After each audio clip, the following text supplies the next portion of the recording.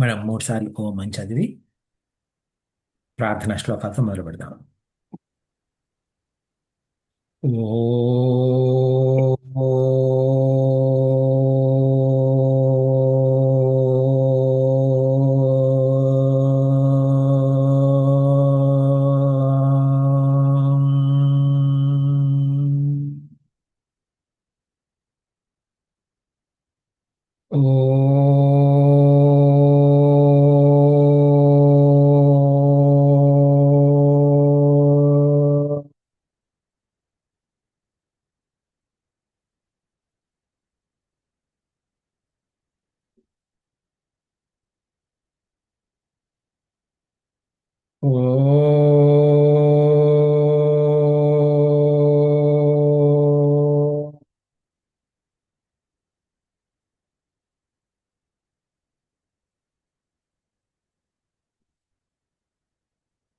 ఓం సహనా భవతు సహనౌ భునక్తు సహ వీర్యం కరవావహై తేజస్వినావధీతమస్తు మా విద్విషావహై.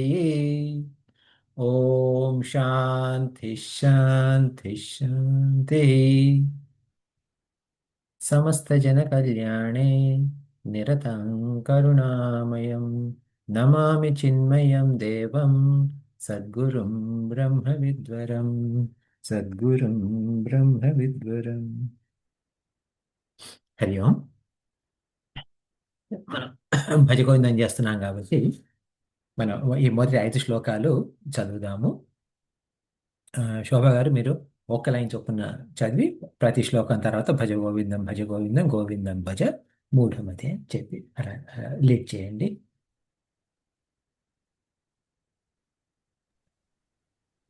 భజగోవిందం ఒక్కొక్క లైన్ అంటే each phrase one time or the complete sentence one at a time? అది అంటే 4 లైన్లుగా భావించి ఒక్క లైన్ భజ గోవిందం భజ గోవిందం గోవిందం భజ మూఢమతి అది వేరు. అది ఒక లైన్, అది 2 లైన్లు అది. ఓకే, అది 2 లైన్ అవుతుందా? Okay. So then I say Bhaja Govindam pause and then. అలా. Yeah.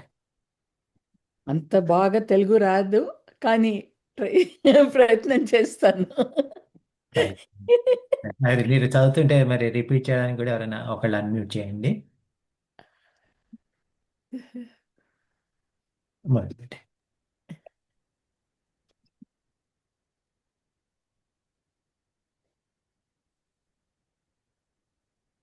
Bhaja Govindam Bhaja Govindam Bhaj Govindam, Bhaj Govindam. Yeah, please go ahead. Please go ahead. I'm going to mute. Sita గారు మీరు చెప్పండి. భజ గోవిందం భజ గోవిందం గోవిందం భజ మూఢమతే గోవిందం భజ మూఢమతే సంప్రాప్తే సన్నిహితే కాలే సంప్రాప్తే సన్నిహితే కాలే నహి నహి రక్షతి డుక్రిణ్కరణే నహి నహి రక్షతి దుఃఖం కరణే మూఢజహీహి ధనాగమతృష్ణాం మూఢజనాహి ధనాహి Krishna మూఢజహీహి ధనాగమతృష్ణాం మూఢజనాహి Dhana let me know again. మూఢజహీహి మూఢజహీహి ధనాగమతృష్ణాం ధనాగమతృష్ణ కురు సద్బుద్ధిం మనసి వితృష్ణాం కురు సద్బుద్ధిం మనసి తృష్ణాం కృష్ణ యల్లభసే యల్లభసే నిజ కర్మోపాత్తం నిజ కర్మోపాతం విత్తం తేన విత్తం తేన వినోదయ చిత్తం వినోదయ చిత్తం నారీస్థనభర నారీస్తనభర नाभिदेशं नाभिदेशं दृष्ट्वा मागा दृष्ट्वामागा मोहावेशं मोहावेशम् एतन्मां सवसादिविकारम् एदविमांसव मानवकारम् एतन्मांस एतन्मांस वसादिविकारम् वसादिविकारम् मनसि विचिन्तय मनसि चिन्तय वारं वारम् वारं वारम् भज गोविन्दं भज गोविन्दं भज गोविन्दं भज गोविन्दं गोविन्दं भज मूढमते गोविन्दं भज मूढमते नलिनीदलगत नलिनीर्दलगत जलमतितरलं जलमतितरलं तत्त्वज्जीवितं तत्त्वजीवितम् अतिशयचपलम् अतिशयचपलं विद्धिव्याध्यभि विद्यद्याभिः विद्धिव्याध्यभि विद्धिव्याधिभिः मानग्रस्तं मानग्रस्तं लोकं शोकः लोकं शोकः तं च समस्तं तं समरस्तं तं च तं समस्तं च समस्तं यावद्वित्तो यावद्वित्तो पार्जनसक्तः पार्जनसक्तः तावन्निज तावन्निज परिवारो रक्तः परिवारो रक्तः पश्चात् जीवति पश्चाज्जीवति जर्जरदेहे जर्जरदेहे वार्ताङ्कोऽपि न वार्तां कोऽपि न पृच्छति गेहे पृच्छति केहे भज गोविन्दं भज गोविन्दं भज गोविन्दं भज गोविन्दं गोविन्दं भज मूढमते गोविन्दं भज मूढमते మనం అంటే ఈ భజగోవిందం చదువుతున్నప్పుడు ఈ శ్లోకాలు కూడా నెమ్మదిగా అంటే ఈ జూమ్లో ఒక్కరికే మనకు చెప్పడం కుదురుతుంది కాబట్టి తేలిక అవుతుంది కాబట్టి ఒక్కరిని మాత్రమే అన్మ్యూట్ చేసి పాడమని అడుగుతున్నాము. కానీ మీరు అంత మిగతా వాళ్ళు కూడా మ్యూట్లో ఉన్న వాళ్ళందరూ కూడా దయచేసి రిపీట్ చేయండి. ఓకే, ఈ భజగోవిందం ఏమనుకున్నామంటే ఇది ఆదిశంకరాచార్య గారు రాశారు. ఆయన ఉద్దేశం ప్రతిపక్ష భావన పెంచడానికి. అంటే మనం జీవితాన్ని చూసి ఒక అంశంలోనో రెండో అంశంలోనో చూసుకొని మనం ఇది చాలా బాగుందనో లేకపోతే ఇది బాగాలేదనో అనుకుంటాము. అలా కాకుండా అన్ని విధాలుగా అన్ని దిక్కుల నుండి చూడాలి అన్న ఉద్దేశంతో ఆయన ఒకే ఒకటి తీసుకుంటే, అంటే ఒకే ఒక అంశం తీసుకొని దాని మీద మాత్రమే మనం ఆధారపడితే అందులో ఉన్న లోపాలని చూపిస్తూ వచ్చారు. మొట్టమొదటి శ్లోకంలో ఆయన ఈ భజగోవిందం అనే శ్లోకంలో ఏం చెప్పారు? ఆయన చదువు అంటే మన లౌకిక విద్య లౌకిక పనులకు పనికొస్తుంది కానీ ఆధ్యాత్మిక జీవనానికి పనికిరాదు అని. ఆ తర్వాత అలాగే డబ్బు కూడా అవసరమే, డబ్బు అవసరం, డబ్బు లేకపోతే కష్టం మనకు. ఓకే, ఎలాగైతే చదువుకి అవసరం, చదువు ఎలాగ అవసరమో డబ్బు కూడా అలాగే అవసరం. కానీ డబ్బే సర్వస్వం అని అనుకోకూడదు. మన కష్టార్జిత ఎంత వస్తే అంత దాంతో సంతృప్తి పడాలి అని చెప్పారు. అలాగే ప్రతి సుఖంలోనూ దుఃఖం ఉంటుంది. ఏ సుఖం అయినా కానీ సుఖం అనిపిస్తుంది, కానీ ఒకసారి దాని పరిశీలనగా చూస్తే ఆ సుఖం అంత గొప్పది కాదు అని చెప్పేసి 3వ శ్లోకంలో చెప్పారు. తర్వాత ఈ జీవితం ఎన్నాళ్ళు ఉంటుందో తెలియదు, ఎప్పుడు పోతుందో తెలియదు. ఇది జీవితం మనకు శాశ్వతం కాదు. అలా అని చెప్పేసి మనకున్న అనుబంధాలు, బంధాలు శాశ్వతం కాదు. లోకంలో ఎటు చూసినా గానీ ఒకరోజు ఉన్నది ఒకరోజు ఉండదు. ఇది లోకం కూడా ఎప్పుడు మారిపోతుంది. అందువల్ల మన అభిమానాలు మారిపోతున్నాయి. మన అనుబంధాలు మారిపోతా ఉన్నాయి అని చెప్పేసి 4వ శ్లోకంలో చెప్పారు. ఈ 5వ శ్లోకం మనం చూస్తున్నాము ఏంటంటే, యావత్ విత్తోపార్జన సక్త తావన్ నిజ పరివారో రక్త పశ్చాజ్జీవతి జర్జర దేహే వార్తాం కోపిన పృచ్ఛతి కేహే. ఇది మనం పోయిన వారం ఇది చూడడం మొదలుపెట్టాము. ఇందులో ఏం చెప్పారు? యావత్ విత్తో ఉపార్జన సక్త, ఎంతవరకైతే మనకు డబ్బు సంపాదించే శక్తి ఉంటుందో తావత్, అప్పటి వరకు నిజ పరివారో రక్త, అప్పటి వరకు మన పరివారం అంటే కుటుంబం అని అనుకోవచ్చు, లేకపోతే మన ఆ, ఏమంటాం మీరు సాధారణ అంటే ఒకప్పుడు, అంటే ఈ మధ్య శుభలేఖల్లో అలా ఉండట్లేదు. ఆ, ఒకప్పుడు నేను చిన్నప్పుడు శుభలేఖల్లో తెలుగులో శుభలేఖ ఉంటే పెళ్ళికి పిలిస్తే ఎలా ఉంటుందంటే, బంధుమిత్ర సకుటుంబ సపరివారంతో విచ్చేయమని ఆహ్వానిస్తున్నాము అని. ఇప్పుడు ఏమని ఉంటుంది? U+1 అంతే. మీ కుటుంబంలో నలుగురున్నా, ఆరుగురున్నా, ఎంతమంది నాకు పర్లేదు, ఇద్దరికి పిలుపు. అది ఆ, పెళ్ళి ఇప్పుడు అమెరికాలో పెళ్ళిలో 3-4 ఈవెంట్స్ ఉంటాయి, 5-6 ఈవెంట్స్ ఉండొచ్చు. అందులో ఏదో 1-2 ఈవెంట్స్కి మాత్రమే ఉంటుంది పిలుపు, అన్నిటికీ పిలుపు ఉండదు.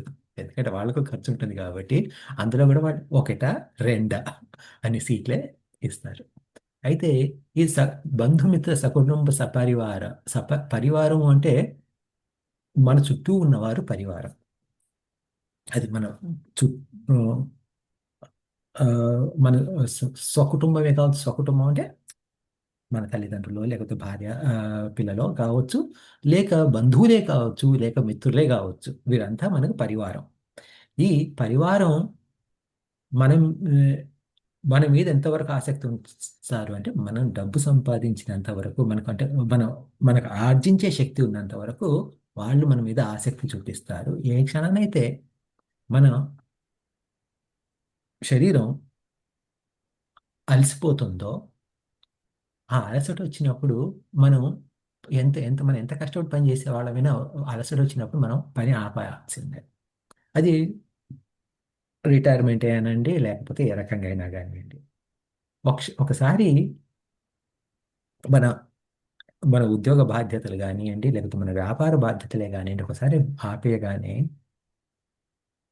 మన నుండి ఏ రకమైన అవుట్పుట్ అంటూ లేదు.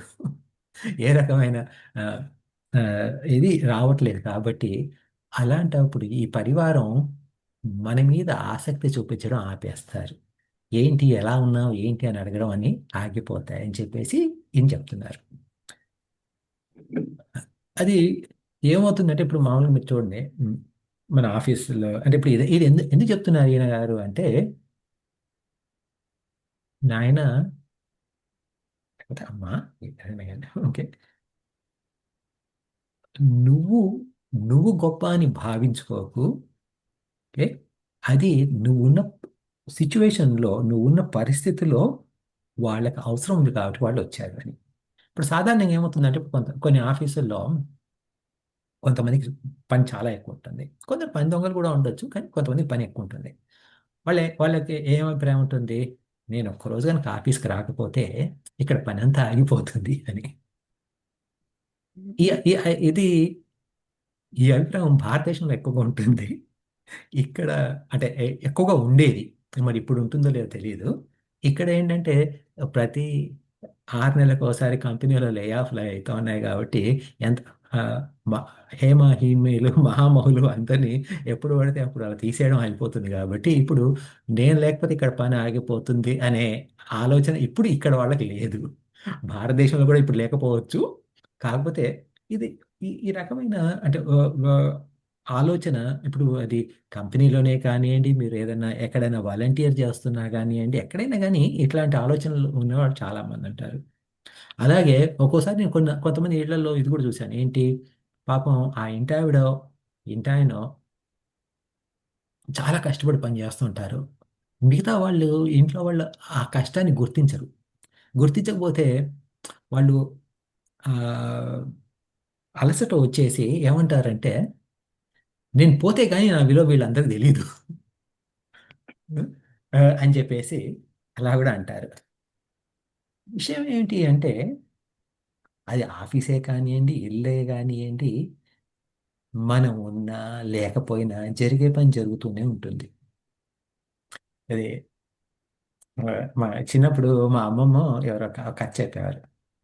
ఏంటంటే, ఒక ఒక పల్లెటూరులో అంటే కోర్స్ ఆ రోజులంతా పల్లెటూరులే కదా.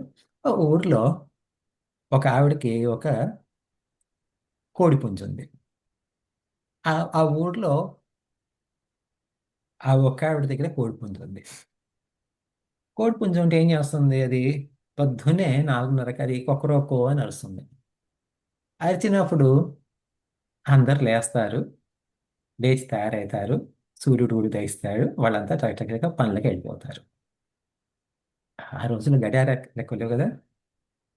అయితే ఆమెకు ఏమైందంటే కొద్ది రోజులు చూసి చూసి చూసి ఆమెకు తనకు నాకెవరు గుర్తింపు ఇవ్వట్లేదు అనే ఒక ఫీలింగ్ వచ్చేసింది.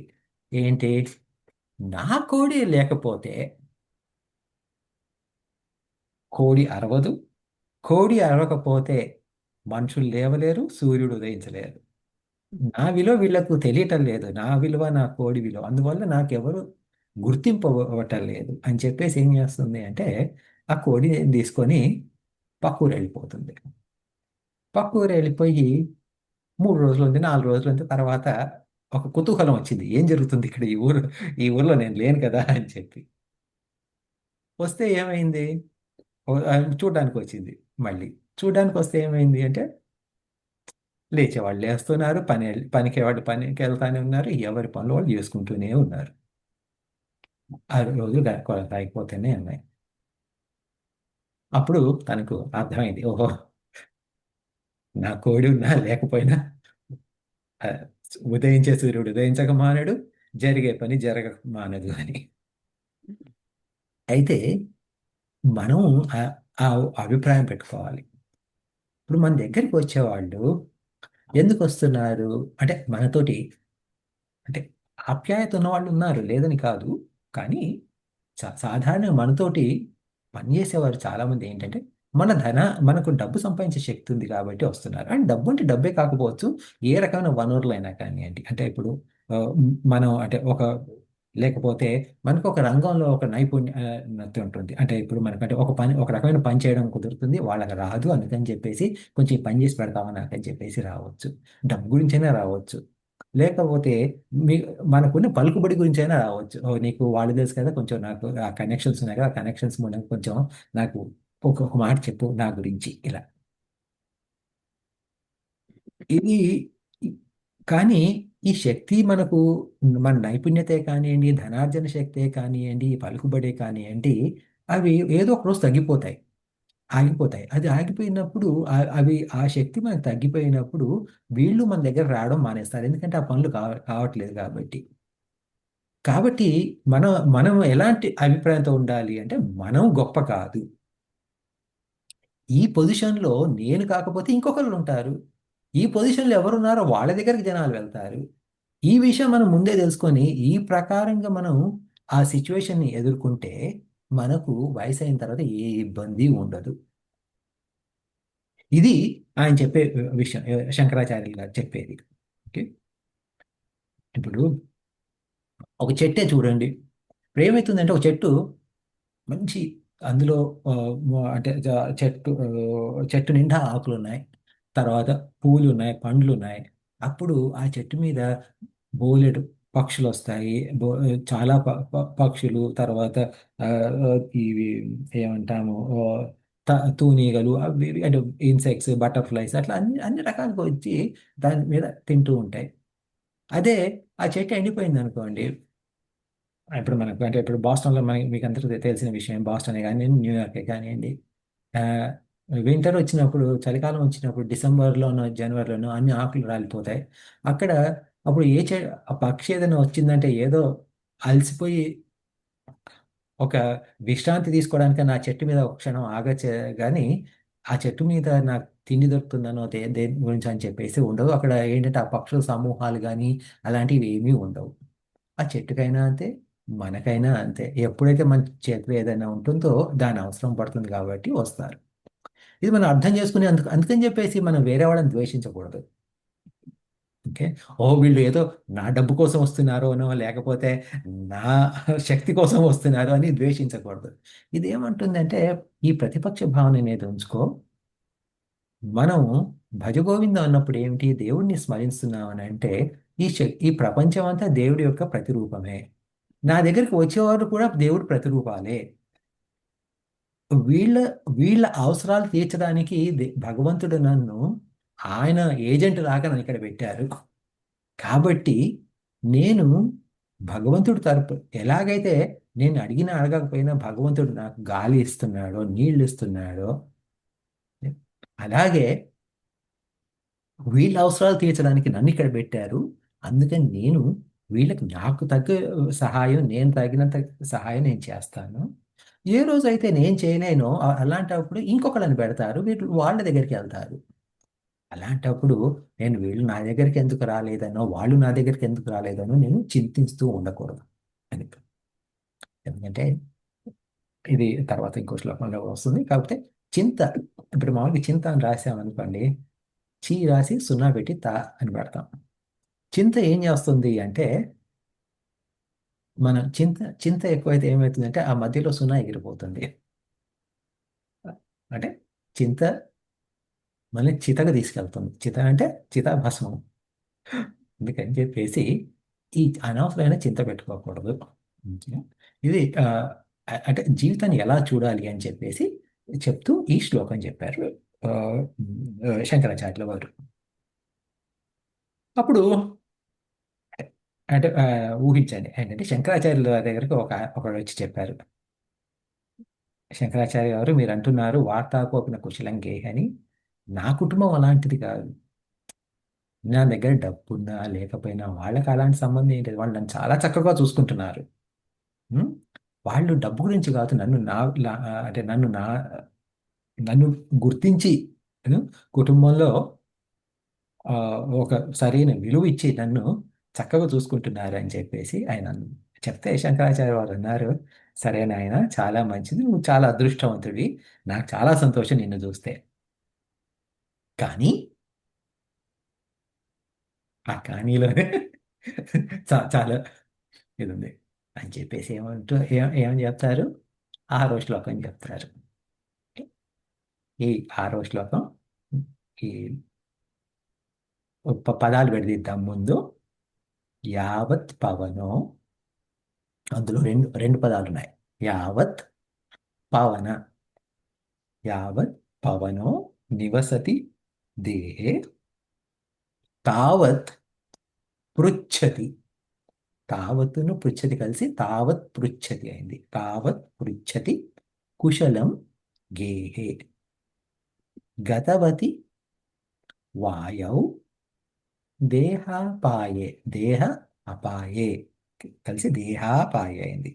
భార్య బిభ్యతి తస్మిన్ కాయే, తస్మిన్ను కాయే కలిసి తస్మిన్ కాయే అయింది. ఇది శ్లోకం. శోభా గారు చదువుతారా? మీరు లీడ్ చేస్తే ఎవరైనా అన్మ్యూట్ చేసి గట్టిగా చదవండి. మిగతా వాళ్ళు మ్యూట్లో ఉండి కూడా రిపీట్ చేయండి. యావత్ పవనో నివసతి దేహే, యావత్ పవనో నివసతి దేహే తావత్ పృచ్ఛతి కుశలం గేహే, తావత్ పృచ్ఛతి కుశలం గేహే గతవతి వాయౌ దేహాపాయే, గతవతి వాయౌ దేహాపాయే భార్యా బిభ్యతి తస్మిన్ కాయే, భార్యా బిభ్యతి తస్మిన్ కాయే. భజ గోవిందం భజ గోవిందం, భజ గోవిందం భజ గోవిందం గోవిందం భజ మూఢమతే, गोविन्दं भज मूढमते सम्प्राप्ते सन्निहिते काले सम्प्राप्ते सन्निहिते काले नहि रक्षति डुक्रिण्करणे नहि रक्षति डुक्रिङ्करणे యావత్ పవనం. ఓకే, యావత్ అంటే ఎప్పటి వరకైతే పవనో నివసతి దేహే. పవనం అంటే గాలి. ఈ దేహంలో, ఈ శరీరంలో ఎప్పటివరకు గాలి ఉంటుందో, అంటే మనం ఎప్పటివరకైతే ప్రాణం ఉంటుందో, తావత్ అప్పటి వరకు పృచ్ఛతి కుశలం గేహే. అప్పటి వరకు ఎవరైనా కానీ ఓహో నువ్వు ఎలా ఉన్నాయి నాయనా అని అడుగుతారు. గతవతి వాయౌ దేహాపాయే. ఎప్పుడైతే ఈ వాయువు వాయువు వాయువు అంటే గాలి. గాలికి ప్రాణానికి తేడా ఏంటి? గాలి, మన చుట్టూ గాలి ఉంది. అదే గాలి మన శరీరంలోకి వెళ్ళినప్పుడు అదే ప్రాణమైంది. బయటకు వచ్చేసినప్పుడు మళ్ళీ గాలి అయింది. ఏ క్షణమైతే ఈ వాయువు ఈ దేహాన్ని వదిలిపెట్టి వెళ్ళిపోతుందో, మళ్ళీ అంటే మనం ఏమంటాము, పూరకం, కుంభకం, రేచకం అంటాం. పూరకం అంటే ఇన్హలేషన్, కుంభకం అంటే హోల్డింగ్ ద బ్రెత్, రేచకం అంటే ఎగ్జలేషన్. ఎప్పుడైతే రేచకం చేస్తామో అంటే గాలి వదిలేస్తామో, వదిలేసిన తర్వాత మళ్ళీ పూరకానికి మనకి శక్తి లేదో అప్పుడు ఏంటి, ప్రాణం పోయింది అంటాం. అలా గతవతి వాయు అంటే ఎప్పుడైతే ప్రాణం పోతుందో ఆ భార్య బిభ్యతి. భార్య అయినా సరే బిభ్యతి అంటే భయపడిపోతుంది. ఎందుకు? తస్మిన్ కాయే. ఆ అక్కడున్న కాయం, కాయం అంటే శరీరం, అక్కడ ఉన్న శరీరాన్ని చూసి, అంటే అక్కడ ఉన్న మనిషిని అన్నట్లేదు, ఇటువంటి శరీరాన్ని చూసి భయపడుతుంది. అంటే మనిషి పోయిన తర్వాత ఉన్నది శరీరమే కదా, ఆ మనిషి పోయిన తర్వాత ఆ శరీరాన్ని చూస్తే ఎవరికైనా భయమే. అది ఈ శ్లోకాన్ని చెప్తున్నారు. ఇది విన్నప్పుడు నాకు అర్థమవుతుంది. ఇప్పుడు మీరు అంటే ప్రతిపక్ష భావన అనేది అర్థమవుతుంది. కానీ ఈ రకంగా ఇంత ఇదిగా ఏదో జీవితంలో ఏమీ లేనట్టుగానే ఈ రకంగా చెప్పాలా ఆ? అని చెప్పేసి కొన్ని విమర్శలు ఉన్నాయి వీటి మీద. అంటే ఒకటి మనకి హిందూ మతంలోనూ కొంత అది జీవితం గురించి ఒక్కోసారి ఇలా కఠోరంగా చెప్పిన విషయాలు ఉన్నాయి, చెప్పిన చోట్లు ఉన్నాయి. అలాగే బౌద్ధ మతంలో కూడా ఇలాగే అక్కడక్కడ ఇంత కఠోరంగా చెప్తారు. ఎందుకు అంటే ఇది జీవిత సత్యం. ఈ జీవిత సత్యాన్ని మనం ఎవరు మాట్లాడకపోతే మనం దాని గురించి ఎలాంటి మార్పులు తీసుకొని రాలేము. అంటే మన జీవిత విధానంలో ఎలాంటి మార్పులు తీసుకురాలేము. ఇప్పుడు నేను అమెరికాకు వచ్చిన కొత్తలో ఒక ఇన్సూరెన్స్ ఏజెంట్ వచ్చారు మా ఇంటికి. వస్తే యాక్చువల్గా ఆవిడ లేడీ ఆవిడ వచ్చి చాలా చాలా క్యాజువల్గా చెప్పడం మొదలుపెట్టింది. ఏంటి వెంకట్, ఇప్పుడు నువ్వు చనిపోయావు అనుకో, మీ ఆవిడకి ఇంత వస్తుంది. ఇప్పుడు మీ ఆవిడ పోయిందనుకో, నీకు ఇంత వస్తుంది. ఇలా చెప్తా ఉంటా. ఏంటి నువ్వు చనిపోతే ఇట్లా అవుతుంది, మీ ఆవిడ చనిపోతే ఇలా అవుతుంది, ఇలా చెప్తున్నారు అని చెప్పేసి కొంచెం అది అప్పుడే అమెరికాకు వచ్చిన కొత్త కాబట్టి అది కొంచెం మింగుడు పడలేదు. కానీ అలా చెప్పడంలో ఏమవుతుంది అంటే ఆవిడ ఏదో నువ్వు చస్తావను అలా ఏదో శాపనార్థాలు పెట్టడం అలా కాదు. అంటే మనకి అట్లా వినడం అలవాటు లేదు. అలా నువ్వు చనిపోతే ఇలా చేద్దామా, నువ్వు చనిపోతే అలా చేద్దాం, అలా చేస్తామని చెప్పేసి ఎవరు మనతో చెప్పలేదు భారతదేశంలో. ఇక్కడ అలా చెప్పేసరికి కొంచెం మింగుడు పడలేదు. ఫస్ట్ ఒక 10 నిమిషాలు నేను మా ఆవిడ ముఖాలు చూసుకుంటూ ఉంటాయి, ఏంటి ఇలా మాట్లాడుతుంది ఈవిడ అని. కానీ ఏంటి అంటే ఆవిడ చెప్పిన విషయం అంతా మాకు అర్థమైంది. అలాగే ఇలా చెప్పడం వల్ల ఏమవుతుంది అంటే ఓహో ఇది నిజమే కదా అని చెప్పేసి ఒక ఆలోచన వస్తుందన్నమాట. ఇలా ఆలోచన వచ్చినప్పుడు అదే ఆ ఇన్సూరెన్స్ ఏజెంట్ని మళ్ళీ ఒకసారి ఎగ్జాంపుల్గా కనుక వాడుకుంటే, ఆవిడ ఎందుకు చెప్పింది ఆ ఇన్సూరెన్స్ ఏజెంట్ అంటే అఫ్కోర్స్ ఆమెకు కమిషన్ వస్తుంది, ఇది మనం ఇన్సూరెన్స్ ప్రీమియం కడితే నాకు డబ్బులు వస్తాయి, అది వేరే విషయం. కానీ ఒకళ్ళు కనుక పోతే జీవితం ఇంకా గడవాలి. జీవితం గడవాలి అంటే ఇప్పుడు వాళ్ళ డబ్బు కనుక లేకపోతే కష్టమవుతుంది. కాబట్టి వాళ్ళు లేకపోయినా ఆ జీవితం ఎలాంటి ఇబ్బందులు లేకుండా గడవాలి. మిగతా వాళ్ళ జీవితం, కుటుంబీకుల జీవితం, అంటే ఆర్థికంగా ఓకే, ఎలాంటి ఇబ్బందులు లేకుండా గడవాలి అంటే ఎలా ప్లాన్ చేసుకోవాలి అని చెప్పడం అన్నమాట. అందువల్ల ఆవిడ మాటలు కొంచెం కన్న కఠోరంగా ఉన్నా, నువ్వు చనిపోతే మీ ఆవిడకి ఎంత వస్తుంది, మీ ఆవిడ చనిపోతే నీకు ఎంత వస్తుంది, మీరిద్దరు కనుక చనిపోతే మీ పిల్లలకి ఎంత వస్తుంది అని చెప్పడం. ఓకే, అది దానికి ఆమె చెప్పిన మాటల్లో విలువ ఉంది. అలాగే మన వేదాంతం చెప్పే మన గురువులు, ఓకే, శంకరాచార్యులే కానివ్వండి, మన గురు పరంపర అంతా కూడా వాళ్ళు ఏం చేస్తున్నారు అంటే జీవితం యొక్క అన్ని కోణాల నుండి చూపిస్తున్నారు అనమాట. అందువల్ల ఆ, ఇందులో పూర్తిగా ఏమంటాము నెగటివ్ అని కాదు, ఇందులో పాజిటివ్ కూడా ఉంది. ఆ పాజిటివ్ ఏంటి, నెగటివ్ ఏంటి అనేది రెండు చూద్దాం ఇప్పుడు ఇందులో. ఓకే, సో ఇప్పుడు ఈ జీవితం, ఇప్పుడు మామూలుగా మనం ఏం చేస్తాము అంటే మన శరీరమే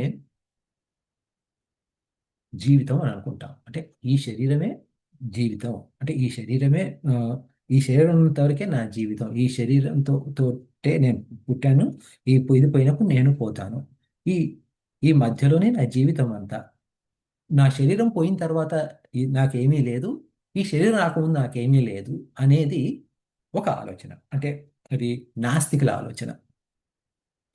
ఈ నాస్తికుల ఆలోచన కాబట్టి ఈ శరీరాన్ని కాపాడుకోవాలి, ఈ శరీరాన్ని వీలైనంత కాలం ఉంచుకోవాలి, ఈ శరీరాన్ని సౌందర్యంగా పెట్టుకోవడం, చక్కగా చూసుకోవడం, దీన్ని దీని ఈ శరీరం సేవ చేసుకోవడమే నా ముఖ్య కర్తవ్యం, దీనికోసం నేను ఏదైనా చేస్తాను అన్నది ఈ నాస్తికుల ఆలోచన. అంటే నాస్తికులంతా చెడ్డవాళ్ళని కాదు, ఇది ఒక ఫిలాసఫీ. ఇది మామూలుగా మనం అది మన హిందూ సాంప్రదాయంలో ఈ నాస్తిక మతాన్ని మనం చార్వాకులు అని అంటారు. చార్వాకులు అంటే చారు వాక్యాలు. చారు వాక్యాలు అంటే చారు అంటే అందమైన, ఓకే, అందమైన వాక్యాలు చెప్పేవారు. ఏంటి, ఈ శరీరం ఉన్నంతకాలం ఉంటుంది, చక్కగా చూసుకో, శరీరం భస్మం అయిన తర్వాత ఎవరు ఉంటారు, ఎవరు పోతారు, కాబట్టి ఉన్నంతకాలం చక్కగా చూసుకో. మంచి వాక్యమే. అవసరమైతే అప్పు చెయ్యి, ఆనందించు, పోయిన తర్వాత అప్పేముంది, ఇదేముంది, ఓకే, తీర్చేదే ఉంది. మన అమెరికా పద్ధతి ఏంటి, డబ్బులు లేవా, బ్యాంక్రప్సీ పెట్టేసుకో. అది కంపెనీ అయినా కానివ్వండి, పర్సన్ అయినా కానివ్వండి. 7 ఏళ్ళ బ్యాంక్రప్సీ పెట్టుకుంటే ఏమవుతుంది, అమెరికాలో 7 ఏళ్ల తర్వాత మొత్తం అన్ని మళ్ళీ దుడిచిపోతాయి. 7 ఏళ్ళు ఇబ్బంది పడతావు, తర్వాత ఏదో సుఖపడతాం, మళ్ళీ మళ్ళీ మొదటి మామూలే అనేది. ఇట్లా ఆ, అంటే శరీరం ఉన్నంత వరకే ఈ జీవితం, దీనికి శరీరం భస్మం అయిన తర్వాత ఏమీ లేదు, శరీరం పుట్టక ముందు ఏం లేదన్నది ఈ చారువాకుల సిద్ధాంతం. ఈ- మనకు వేదాంతం ఏం చెప్తుంది అంటే, నాయన ఈ పుట్టుక నీ మొదటి పుట్టుక కాదు, ఈ ఈ విశ్వము ఎప్పటి నుండో అనాది నుండి ఉంది. అనాది నుండి ఉన్న ఈ ప్రపంచంలో నువ్వు అనేక జన్మలు ఎత్తావు. మన వేదాంత, మన ఉపనిషత్తుల ప్రకారం, మన వేదాల్లో ఉన్న ఉపనిషత్తుల ప్రకారం ఈ ప్రపంచంలో 84 లక్షల, అంటే 8.4 మిలియన్ రకాల యోనులు ఉన్నాయి. అంటే అన్ని రకాల స్పీషీస్ ఉన్నాయి. వాటన్నిటిలో పుట్టి పుట్టి పుట్టి నెమ్మదిగా ఈ జీవుడు ఇలా నెమ్మదిగా ప్రగతి సాధిస్తూ ఇప్పుడు ఫైనల్గా, ఎందుకంటే సృష్టి యొక్క గొప్ప సృష్టిలో అతి గొప్ప జీవి, అతి గొప్ప యోని ఏంటి అంటే మానవ జన్మ. ఆ మానవ జన్మకు అర్హుడమయ్యాం. ఈ మానవ జన్మలో కూడా రాక్షసులు లాంటి మానవులు ఉన్నారు, దేవతల లాంటి మానవులు ఉన్నారు. అందులో కూడా మనం నెమ్మదిగా వస్తూ ఈ స్థాయికి వచ్చాం. అంత మాత్రాన ఈ స్థాయిలోనే ఉంటాము, మరి ఇంకా ఎదుగుతామనే గ్యారెంటీ లేదు. మళ్ళీ మనం కిందికి పడిపోవచ్చు కూడా. మరి అలాంటప్పుడు ఇట్లా ఇలా వస్తూ చివరికి ఏంటి నీవు ఎంతకాలం ఉంటావు నాయన ఇందులో? ఇలా ఒక జీవితం తర్వాత ఇంకో జీవితం, ఇంకో జీవితం తర్వాత ఇంకో జీవితం. ఈ జీవితాల నుండి, ఈ సంసారాల నుండి బయటపడడానికి ఒక మార్గం ఉంది. ఆ మార్గం మోక్షము అని మనకు మన వేదాంతం కానీ వేదాలు కానీ అన్ని చెప్తా ఉన్నాయి. మన పురాణాలే కానీ అన్ని కూడా అన్ని చెప్పేది అదే.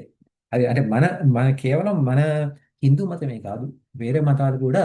అంటే వేరే మతాలు అంటే ఎన్ని జన్మలు ఉన్నాయి అవన్నీ, వాటి గురించి కొంచెం మార్పులు ఉన్నా కూడా ప్రతి ఒక్కళ్ళు చెప్పేది ఏంటంటే ఈ జీవితాల నుండి బయటపడి భగవంతుని చేరుకొని చెప్తాయి ఏ మతమైనా కూడా. ఇలా వెళ్ళాలి అన్నప్పుడు మన జీవితం యొక్క విలువ ఏంటి అన్నది ఆలోచించుకోవాలి. ఇప్పుడు ఏమవుతుంది, ఒకసారి నన్ను ప్రేమిస్తున్నారు, వీళ్ళు ప్రేమిస్తున్నారు, వాళ్ళు ప్రేమిస్తున్నారు అని అనుకుంటామే. కానీ గుర్తుపెట్టుకోని ఆయన, మనిషి పోయిన తర్వాత వాళ్ళు ఎవరు మనతో రారు అని. అంత మాత్రాన వాళ్ళని ప్రేమించొద్దు అని కాదు. వాళ్ళని, మన చుట్టూ ఉన్న మనుషులు, మన కుటుంబాన్ని, మన స్నేహితుల్ని, వాళ్ళందరినీ ప్రేమించాలి. వాళ్ళకి సహాయం చేయాలి. వాళ్ళను కానీ దానితో మాత్రమే సరిపెట్టుకోకూడదు. ఎందుకంటే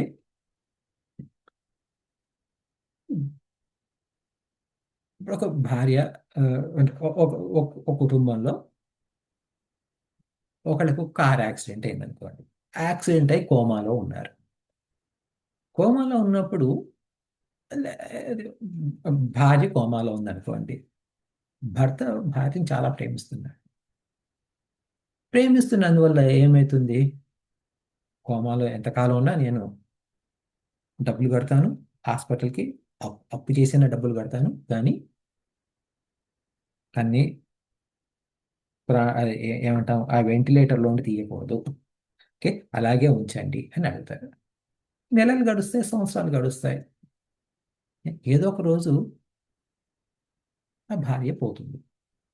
పోయిన తర్వాత ఇప్పుడు అంత ప్రేమ ఒకసారి ఆ భార్య పోయిన తర్వాత ఏమవుతుంది, ఆయన ఏం చేస్తారు, ఆయన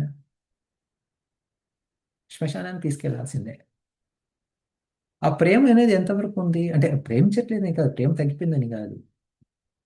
ఆ కోమాలో ఉన్నంత వరకు, అంటే ఆ ప్రాణం ఉన్నంత వరకే ఆ శరీరానికి విలువ ఇచ్చారు. ఒకసారి ఆ శరీరం నుండి ఆ ప్రాణం పోయితే తీసుకెళ్ళిపోయారు. అది తీసుకెళ్ళడం కూడా ఏంటి, అది మనం వారం రోజుల నుంచో 15 రోజుల నుంచో తీసుకెళ్తామా? లేదు. మన హిందూ సాంప్రదాయం ప్రకారం ఒక మనిషి పోతే వీలైనంత వరకు సూర్యాస్తమయం లోపల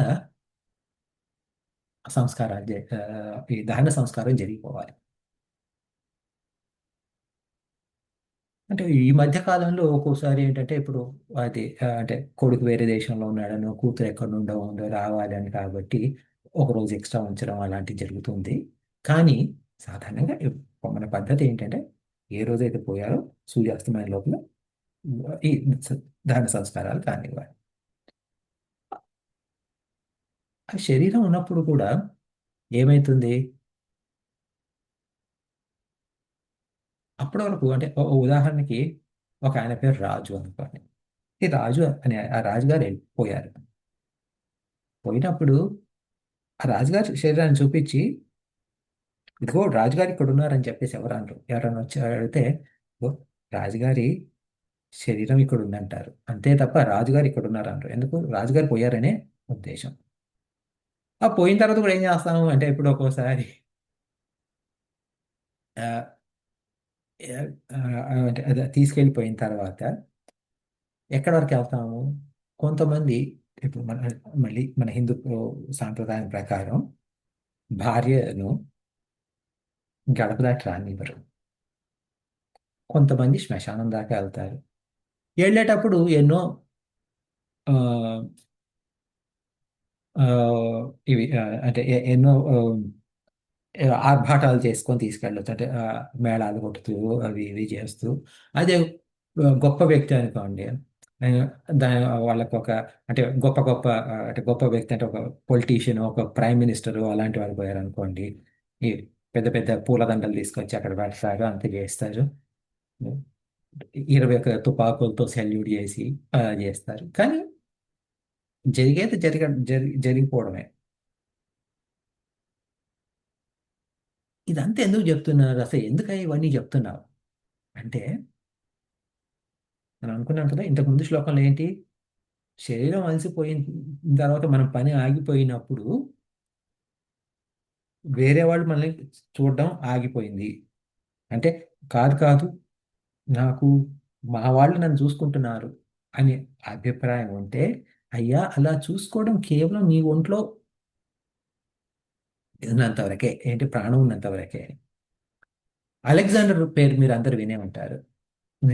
అంటే అలెగ్జాండర్ అంటే ఇప్పుడు మా చుట్టుపక్కల బోల్డ్ మంది అలెక్స్ ఉండొచ్చు.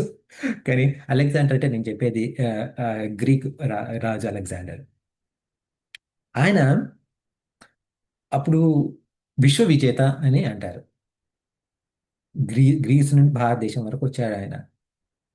అంతే, భారతదేశాన్ని ఆక్రమించుకోలేకపోయాడు. ఇక చైనా అయితే అసలు పోనే పోలేదు. అలా అని చెప్పేసి యూరోప్ వైపు పోలేదు. కానీ అప్పటి కాలంలో ఆ గెలిచిన 5-6 రాజ్యాలకి ఆయనకు విశ్వ విజేత అని పేరు. ఆయన కూడా పోయింది చాలా తక్కువ వయసులోనే పోయింది. ఎందుకంటే ఆ కాలంలో జీవిత కాలంలో ఇప్పటిలాగా 80 ఏళ్ళు 100 ఏళ్ళు లేవు. అయితే ఒక ఉమ్, అంటే అది మరి ఇది నిజంగా జరిగిందో లేదో తెలియదు. కానీ చెప్తారు అలెగ్జాండరు ఆయన పోయే ముందు ఆ అంటే ఇప్పుడు వాళ్ళకి శవపేటికలు అవి వేస్తారు కదా, ఆ శవపేటిక చేసే వాళ్ళకి చెప్పారంట ఏమని,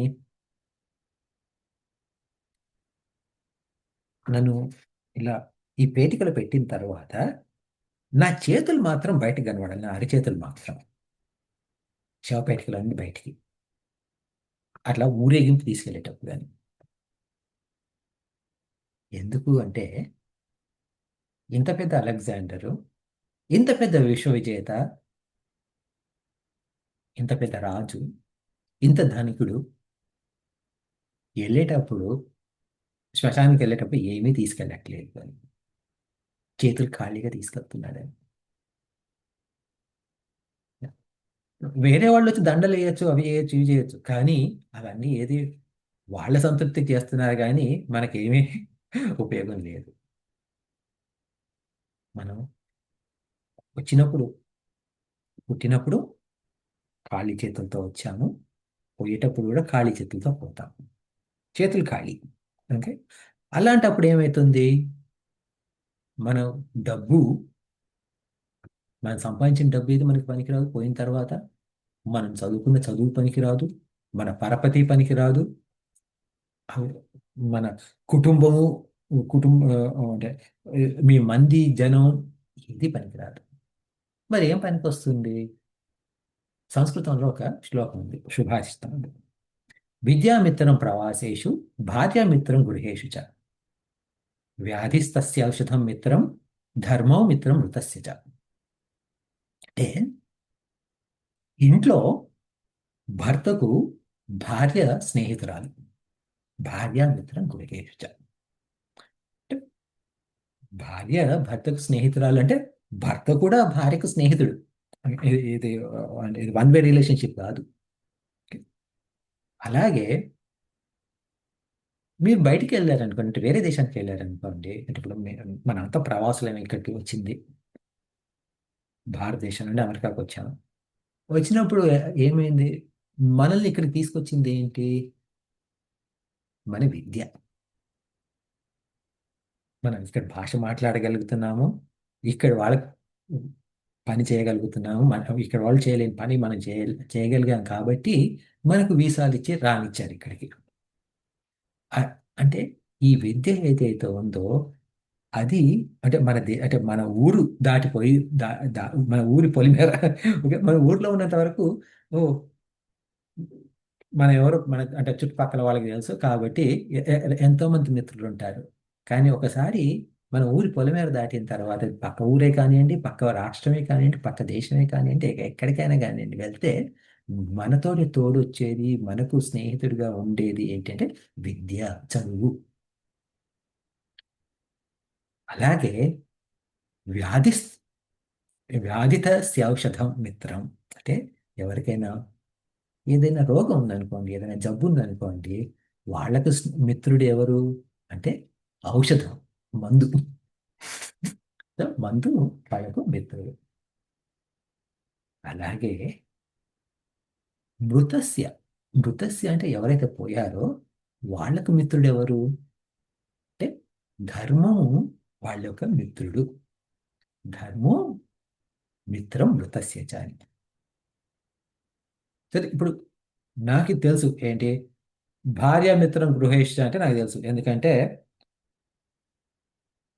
నేను నేను మా ఆవిడ చక్కగా మాట్లాడుకుంటున్నాము అంటే మంచి స్నేహితులం, లేకపోతే నేను మా వారు మంచి స్నేహితులం అని.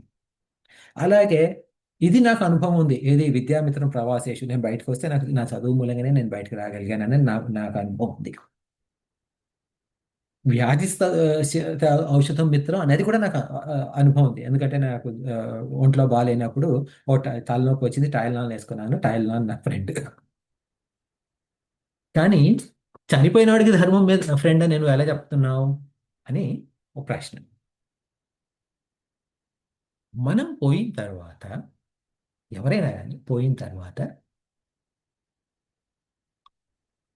మన పై జన్మ ఎలా ఉంటుంది, తర్వాత జన్మ ఎలా ఉంటుంది అంటే మనం చేసే కర్మల్ని బట్టి మన తదుపరి జీవితం, తదుపరి జననం ఆధారపడి ఉంటుంది. మనం మంచి కర్మలు చేస్తే మంచి జన్మ దొరుకుతుంది. చెడు చెడు కర్మలు చేస్తే తక్కువ రకం జన్మ దొరుకుతుంది. మరి మంచి పనులు చేస్తే, మంచి పని అంటే ఏమిటి? ఏ పని అంటే మంచి కర్మలు అంటే ఏమిటి? ధర్మం ప్రకారం చేసిన కర్మలు మంచి పనులు. అందువల్ల ఈ ధర్మమే మనల్ని కాపాడుతుంది. అంటే అందువల్ల ఈ ధర్మాన్ని మనం ఎలా పాటించాలి అంటే, మన ధర్మం ఏంటి అంటే ధర్మం మనకు చదువుకుంటే కూడా తెలుస్తుంది ధర్మం ఏంటి అని. కానీ ధర్మాన్ని పాటించే శక్తిని ఎవరిస్తారు? ఇప్పుడు ఎందుకంటే ధర్మం పాటించడం తేలిక కాదు.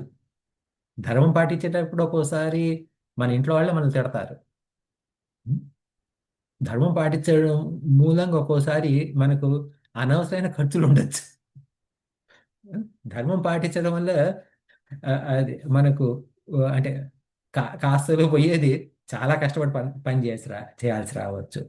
కానీ అలాంటి ఇబ్బందులు పడ్డా కూడా నేను ధర్మం పాటించాలి అని మీకు మనకు ఆ శక్తి రావాలంటే, ఆ శక్తిని మనకి ఇచ్చేది ఎవరు అంటే భగవంతుడు. అందుకని భజ గోవిందం అంటే గోవిందుని ప్రార్థించుకొని ఆ భగవంతుడిని మన మనసులో పెట్టుకొని ఉంటే మనం ధర్మం పాటించగలిగే శక్తి వస్తుందన్నమాట. అందుకని చెప్పేసి ఈ ధర్మం చేస్తేనే అంటే మన ధర్మం మనం చేసే పనులన్నీ ధర్మబద్ధంగా ఉంటే దాని ప్రకారం మనకు ఏవైనా కానీ అంటే మనకు పోయిన తర్వాత కూడా మనకు ఉపయోగం ఉంటుంది.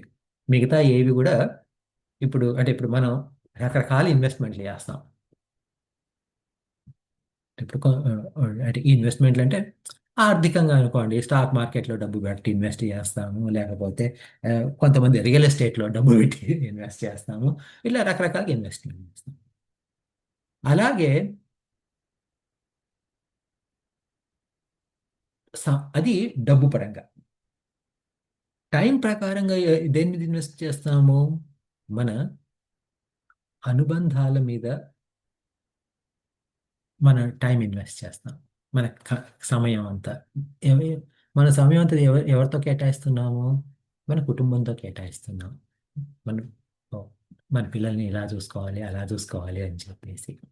సో ఇలా టైము టైము టైం ఇన్వెస్ట్మెంట్ ఉంది, డబ్బు ఇన్వెస్ట్మెంట్ ఉంది, మన మానసికమైన ఇది కూడా. అంటే ప్రస్తుతం ఎవరి గురించి ఆలోచిస్తాము, దేని గురించి ఆలోచిస్తాము అంటే మన మానసికమైన ఇన్వెస్ట్మెంట్ కూడా ఉంది. ఈ ఇన్వెస్ట్మెంట్ అంతా దేని గురించి చేసినా కూడా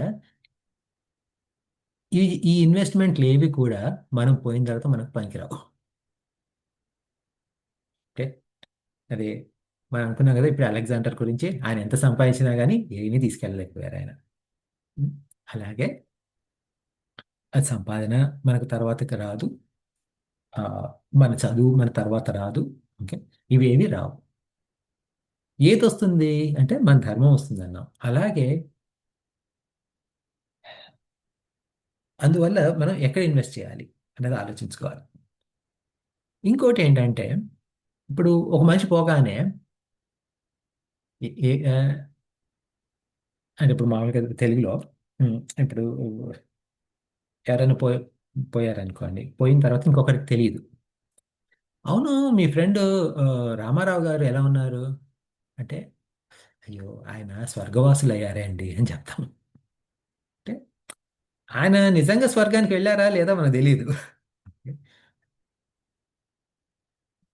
ఆ, ఆ, ఒక ఒకటి. రెండోది ఏంటంటే ఇతను అయితే ఇలాంటి వాడు స్వర్గానికి ఎందుకు వెళ్తారు అని కూడా ఒక రకమైన అనుభవం, ఒక్కోసారి ఫీలింగ్ ఉంటుంది ఒక్కో మనిషిని బట్టి. ఒక్కోసారి ఏమనిపిస్తుంది అంటే ఈ మనిషే కనుక స్వర్గానికి పోతే అసలు ఆ స్వర్గం ఒక క్వాలిటీ ఏంటి అసలు అనేది కూడా అనిపిస్తుంది. సో ఇట్లా మనకు అన్ని రకాలుగా అనిపిస్తుంది. కానీ అసలు ఈ స్వర్గంకి వెళ్ళాలి ఉం, అనే ఒక ఇది అంటే స్వర్గమే కానివ్వండి, అంటే స్వర్గానికి వెళ్ళాలి అంటే ఏంటి? భగవంతుడి దగ్గరికి వెళ్ళడం. భగవంతుడి దగ్గరికి వెళ్ళడం అంటే ఏంటి? ఆ, మనం భగవంతుడు మన స్నేహితుడు అవ్వాలి. భగవంతుడు మనకు స్నేహితుడు అవ్వడం అంటే ఏంటి? ఓసారి ఇప్పుడు మీ చిన్నప్పటి ప్రైమరీ స్కూల్లో మీ బెస్ట్ ఫ్రెండ్ ఎవరో గుర్తు చేసుకోండి. మీ బెస్ట్ ఫ్రెండ్ మీ ప్రైమరీ స్కూల్లో, ఎలిమెంటరీ స్కూల్. మీరు వాళ్ళతో టచ్లో ఉన్నారా ఇప్పుడు? మీ కొంతమంది ఉండవచ్చు, చాలా మందికి మా ఎలిమెంటరీ స్కూల్లో వాళ్ళు నాకు తెలుసు, కానీ వాళ్ళతో పెద్ద ఇప్పుడు ఇంకా టచ్ ఏముంది. ఇప్పుడు చాలా కాలం అయింది వాళ్ళని. అంటే నేను వాళ్ళతో మాట్లాడి 5 ఏళ్ళు అయిందనో లేకపోతే 15 ఏళ్ళు అయిందనో, నాకు అసలు వాళ్ళు ఎక్కడున్నారో కూడా తెలియదనో ఇది అవుతుంది. అలాగే అది ఎలిమెంటరీ స్కూల్లో బెస్ట్ ఫ్రెండే కానివ్వండి, కాలేజీలో బెస్ట్ ఫ్రెండే కానివ్వండి, వాళ్ళను లేకపోతే మీ మొదటి ఉద్యోగంలో ఉన్న మీ బెస్ట్ ఫ్రెండ్ అంటే మీకు సహాయం చేసిన వ్యక్తే కానివ్వండి, వాళ్ళని ఇప్పుడు మీ బెస్ట్ ఫ్రెండ్గా అనగలుగుతామా? చాలా వరకు అనలేకపోవచ్చు. అలాంటప్పుడు బెస్ట్ ఫ్రెండ్ అంటే ఎవరు? అంటే ఎవరితోటైతే మనం ఏమైనా కూడా, అంటే ఎలాంటి సిచ్యువేషన్లో కూడా ఆ బంధాన్ని మనం మెయింటైన్ చేయగలుగుతున్నాం. అంటే వాళ్ళతోటి ప్రతి వారం ఫోన్లో మాట్లాడడము. ఇప్పుడు ఎక్కడున్నా కానీ, ప్రపంచంలో ఎక్కడున్నా కానీ వాట్సాప్ కాల్స్ చేసుకోవచ్చు ఇప్పుడు. ఇదివరకు అంటే ఇండియాకి ఫోన్ చేయాలంటే డాలర్ అనో లేకపోతే $2 అనో ఉండేది. ఇప్పుడు ఎక్కడున్నా కానీ ఎవరికైనా కానీ ఫ్రీగా ఫోన్ చేసుకోవచ్చు. అది వారానికి ఒకసారి అట్లా మాట్లాడుతూ వాళ్ళతోటి వాళ్ళ గురించి ఆలోచిస్తూ, వాళ్ళ గురించి అంటే వాళ్ళకు మన మన కష్ట సుఖాలు వాళ్ళకి చెప్పుకుంటూ, వాళ్ళ కష్ట సుఖాలు మన కష్ట సుఖాలుగా భావిస్తూ అలా రెగ్యులర్గా మాట్లాడుకోవడం, అది ఉన్నప్పుడు ఆ కాన్స్టెంట్ అంటే ఆ ఈ బంధం తెగకుండా మెయింటైన్ చేయగలిగినప్పుడు వాళ్ళు మనకు బెస్ట్ ఫ్రెండ్ అవుతారు. అట్లాగే ఆ బెస్ట్ ఫ్రెండ్ ఉన్నప్పుడు ఏమవుతుంది అంటే ఆ స్నేహితులు మనకి ఏం చేస్తారు? మనకు ఎలాంటి ఇబ్బందులు ఉన్నా కానీ టక్కున వచ్చి ఆదుకుంటారు వాళ్ళు, మన ఫ్రెండ్స్.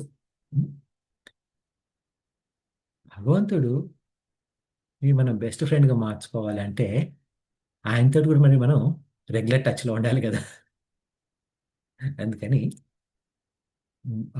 ఆయన భగవద్గీతలో శ్రీకృష్ణుడు ఏం చెప్తారంటే భోక్తారం యజ్ఞ తపసాం సర్వలోక మహేశ్వరం సుహృదం సర్వభూతానాం జ్ఞాత్వా మాం శాంతి మృచ్చతి. సుహృదం సర్వభూతానాం జ్ఞాత్వా మాం శాంతిం మృచ్చతి అంటే ఏంటంటే ఆయన అందరి హృదయాల్లో ఆయన ఉన్నారు.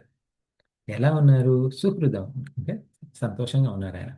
సో ఆయనతో మనం అంటే మన హృదయంలోనే ఆయన ఉన్నారు, మనకి చాలా దగ్గరలో ఉన్నారు ఆయన. ఇది మనం తెలుసుకున్నాం అనుకోండి. ఇది తెలుసుకొని ఓహో భగవంతుడే నువ్వు నా నా హార్ట్లోనే ఉన్నావు అంటే నా హృదయంలోనే ఉన్నావు కాబట్టి భజగోవిందం అని చెప్పి ఆయన్ని తలుచుకుంటూ ఆయనతో మన కష్ట సుఖాలు చెప్పుకుంటుంటే ఆటోమేటిక్గా మనకు శాంతి లభిస్తుంది. ఈ జన్మలోనూ లభిస్తుంది, ఈ జన్మాంతరము ఈ జన్మ పోయిన తర్వాత కూడా లభిస్తుంది, చివరికి మోక్షం కూడా లభిస్తుంది. అందువల్ల మనం ఈ భజగోవిందం భజగోవిందం అని ఆ, భగవంతుని తలుచుకుంటూ ఉంటే భగవంతుని తలుచుకుంటూ ఉంటే కేవలం భక్తి అనే కాదు, ఆయన ఇచ్చే శక్తి మూలంగా మనం ధర్మం పాటించగలుగుతాము. ధర్మం పాటించడం తర్వాత ఇప్పుడు ఇలా పాటించడం మూలంగా మనం భార్యను సరిగ్గా చూసుకోమా లేకపోతే భర్తను సరిగ్గా చూసుకోమా అని కాదు, వాళ్ళని చక్కగా చూసుకుంటాము. కాకపోతే ఇప్పుడు ఎలా అంటే భక్తి భావంతో చూస్తాం. ఎలా? ఓహో ఈ జీవి అంటే అంతకుముందు ఏంటి, ఈ వీడు నా కొడుకు నా కొడుకు నా కొడుకు కాబట్టి వీడు పెళ్ళైతే వీ- ఆ, వాడికి ఒక భార్య వస్తే నా కొడుకు నాకు దూరం అవుతాడు. అట్లా ఇది ఇదేంటిది? స్వార్థంతో కూడుకున్న ప్రేమ. అలా కాకుండా ఎప్పుడైతే భగవంతుని ధ్యానిస్తూ చూసామనుకోండి, ఈ జీవి నా కొడుకుగా ఉన్నాడు అంటే ఏంటి? భగవంతుడు నన్ను ఇక్కడ నియమించాడు. ఏంటి? ఈ జీవికి కావలసిన సౌకర్యాలని నువ్వు చూసుకో నాయన అనో, చూసుకో తల్లి అనో. నేను చూసుకుంటూ వచ్చాను పుట్టినప్పటి నుండి 25 ఏళ్ల వరకు 30 ఏళ్ల వరకు. ఇప్పుడు ఆ జీవిత తన తన బాటలో తను వెళ్ళాల్సిందే. అందుకని పెళ్ళైపోయింది, ఇంకొక జీవం వచ్చి కలిసింది. ఇప్పుడు ఆ వాళ్ళిద్దరు కలిసి వాళ్ళ జీవితాన్ని వాళ్ళు గడుపుకుంటూ వెళ్తారు. నాకు సంబంధం ఇప్పటివరకు ఉన్న సంబంధం మారిపోయింది. ఎందుకంటే ఈ రోజువారీ అవసరాలు ఇప్పుడు నేను చూసుకోని అవసరం లేదు, ఇంకొకటి చూసుకుంటాడు.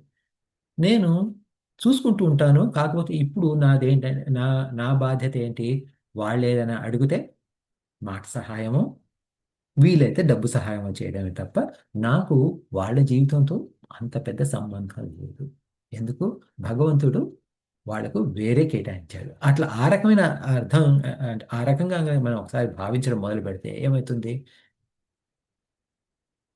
ఎవరి మీద ప్రేమ తగ్గదు, ఎవరి మీద కోపాలు రావు. అట్లా మనం మన మనసు ప్రశాంతంగా ఉంటుంది.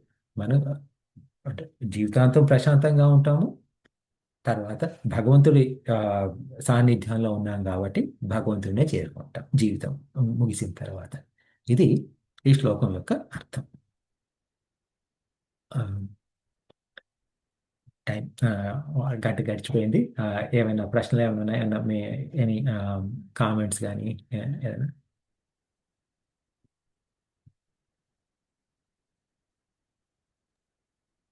Think we're good. సరే సరే అయితే ముగిచ్చేద్దాం మరి.